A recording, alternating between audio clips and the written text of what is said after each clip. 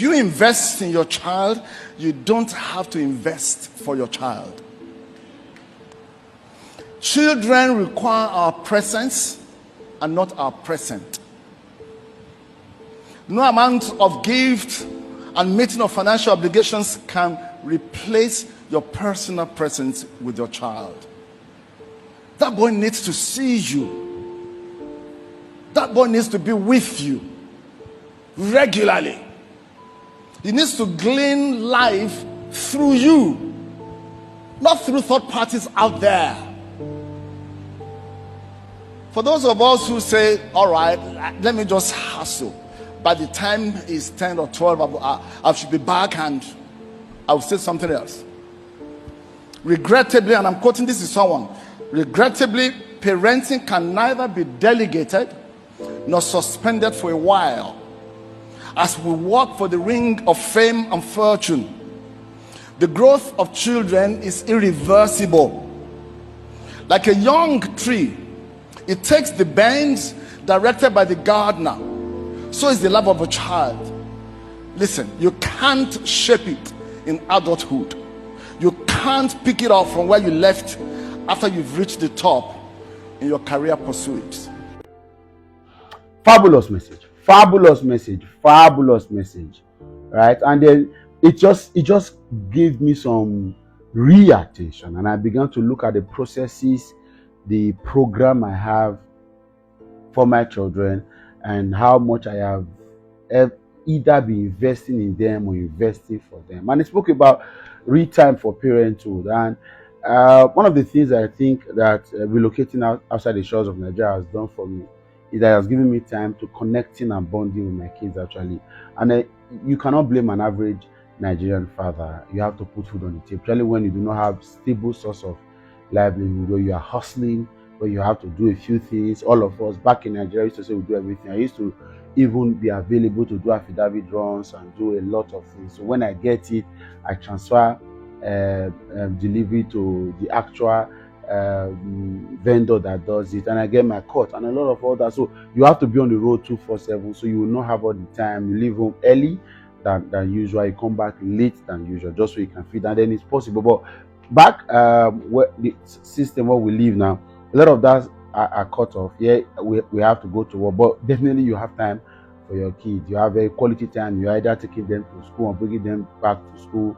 The mom is either taking them to school or bringing them back. So you have a couple of hours to sit with them and talk. They have conversations. They always have questions to ask and all of that. That is what this man is calling investing in. For a lot of parents, their own idea of what the children needs is investment for. So you are buying houses and building houses and buying cars and doing stuff and traveling on holidays, which is also good though, and all of that. At the end of the day, if you don't invest in them, the things you have invested for them will be wasted and they will not be properly utilized. So the best thing, like the man of God has said there, is to invest in them. Investing in them takes time, it takes effort, it takes quality parenthood, quality mindset, it takes communication, it takes relationship, it takes bonding, it takes love. Someone said the best gift you can give to a child is to love the mother, or the best gift you can give to your child is to love the father. Love between parents should be the bedrock of every foundation of love for the child. You can't say you love a child and the mother is despised, is depressed, is punished, is severed, or is abused and all of that. So if you want to love this child, first love the parent and love your co-parent and let them be loved. Then from there you can begin to see how much you can impact in them. Deliberately, this is reminding all of us parents and would-be parents that we should put our effort in investing in our children. Some of this investment has to do with mental investment. Benjamin Franklin, an investment in the mind pays the best dividends. Nobody can take away what you know. So love, invest in the mind, invest in the brain, invest in love, invest in ensuring that that child has got the mental capacity to be able to grow up, right? And then we have very badly raised and formed children and characters around the world because parents taught what they need. I'm aware of a particular family somewhere in Nigeria where the father invested so much money buying property, stock, and all of that. He didn't take the children 10 years after the father died to have emptied all of that, sold the whole lot, squandered so much, and that legacy is gone. You only see that once in a while. You see them jumping from place and they bear the particular family name that is quite popular. That you say, really, are you saying that man gave birth to this child? And they are all nuisance. Okay, most of them.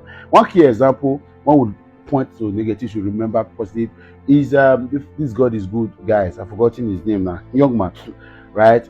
I know that the father had done so much. The second that led to the death of the chairmancy of God is good was something that we are happy about, right? But the young man, the son, took over that company, and what he has stretched the company to is somewhat of that deserves applause. He's taking the company from that regular transport company to be one of the brands that you are proud of. I'm not saying God is good motors have all of the have not done wrong or have not made mistakes or they are best of the best, but you see the progress they've made, a few impact, very quite popular, quite comforting. There was a time where you could either fly or use God is good. Unfortunately, our roads are not very very good this time. We have bad road networks, we have terrible roads, we have insecurity on our roads, so it's not so much, right? But the hype was there at the time. Good. Even the advertisement they put out were qualitative. That shows that somebody that have been invested in has taken over. Imagine if the father did not take time to have invested in that child. The child did not also take pain to have learned what the father wanted and saw from the father's view. And that good again, that is what the father, that's good accolade to the father. That would not have been possible, right? So it's okay to do all you can.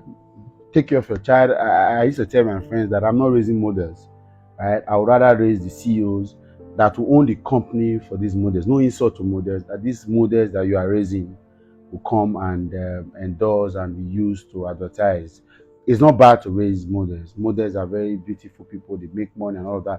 But I rather want to have CEOs and CEOs of all kinds, chairmen and chairladies, right? A lot of you, what you have in your house are models. I won't talk more than that.